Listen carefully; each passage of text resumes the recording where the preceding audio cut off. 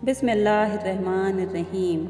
कुरान करीम को नक्श व तावीज़ के ज़रिए इस्तेमाल करने का जो चलन पैदा हुआ है, उसकी अगर आप जड़ में जाएं तो इसके पीछे आपको लोगों का खौफ नज़र आएगा और उनका ये मानना कि जिन और आसेब और भूत प्रेत इंसानों के अंदर कोई जिस्मानी या दिमागी डिसीज़ पैदा कर देते हैं या किसी भी तरह फ़िज़िकली या मेंटली कोई नुकसान पहुंचाते हैं।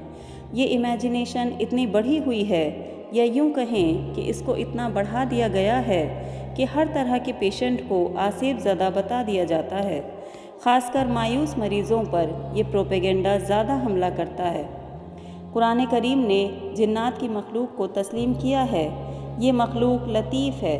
लतीफ़ के मानी नाजुक होते हैं, यानी नाजुक, नर्म, मुलायम, और इसका मादा नारी है।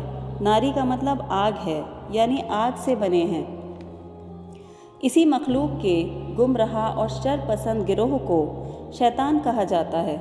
इब्लीस वो शैतान है जिसने हज़रत आदम को सजदा करने से मना किया था।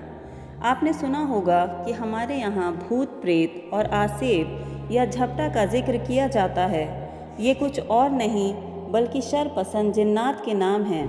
कुरान करीम ने साफ साफ बताया है कि शैतानी असर सिर्फ वसवसा अंदाज़ी की हद तक काबिल तस्लीम है, यानी शैतान आपके अंदर एक नेगेटिव थॉट डाल सकता है, इसके अलावा कुछ नहीं कर सकता।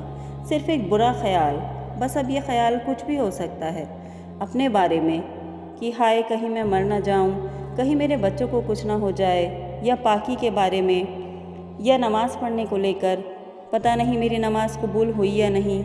बहरहाल बताने का मकसद ये है कि शैतान को अल्लाह पाक ने इतनी पावर्स नहीं दी हैं कि वो आपका हाथ पकड़कर आपको कहीं ले जाए, या आपके जिस्म में कोई बीमारी पैदा कर सके, या आपको मेंटली कोई बीमारी दे दे, यानी किसी के दिमाग में या जिस्म में कहीं कोई कैंसर है तो वो किसी शैतानी हमले की वजह से नहीं है। ना ही उसके लिए आपको किसी पंडित या मुल्ला के पास जाने की ज़रूरत है। वो कुछ नहीं करेगा सिवाय इसके कि आप अपना ईमान और खो देंगे। अगर कोई बीमारी है तो उसके लिए डॉक्टर के पास जाएं, इलाज कराएं, तावीज़ों के फेर में ना पड़ें। आपको बीमारी देना और उस बीमारी से शिफा देना सिर्फ़ और सिर्फ अल्लाह की कुदरत है, तो अल्लाह ताला से मांगे। हुजूर पाक ने फरमाया, जो शख्स तावीज़ लटकाए उसे उसी के सुपुर्द कर दिया जाता है, यानी खुदा की रहमत से महरूम कर दिया जाता है और उसे शिफा हासिल नहीं होती। एक मदरसे के शेखुल हदीस के घुटनों में तकलीफ़ थी, इलाज कराया, आराम ना हुआ।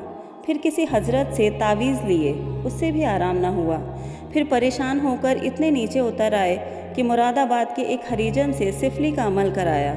उल्मा ने मना किया मगर वो न माने, और फिर भी उन्हें शिफा ना हुई और मरते दम तक उसी मर्ज़ में मुब्तला रहे।